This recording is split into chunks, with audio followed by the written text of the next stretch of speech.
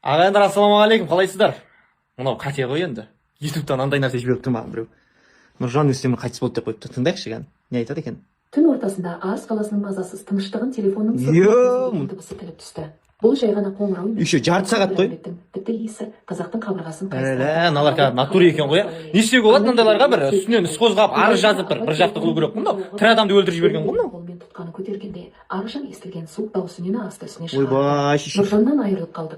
Осы сәтте уақыт тоқтап қалғандай. Құдай сақтасын, мен өлгенін өзім білмеймін мен. 25-тік жалындағы жас жігіт, бүкіл елдің еркесіне айналған Нұржан Өстемірдің Сенбеңіздер ағайындар, бұндай нәрселердің бәрі өстіп шығара береді адамдар.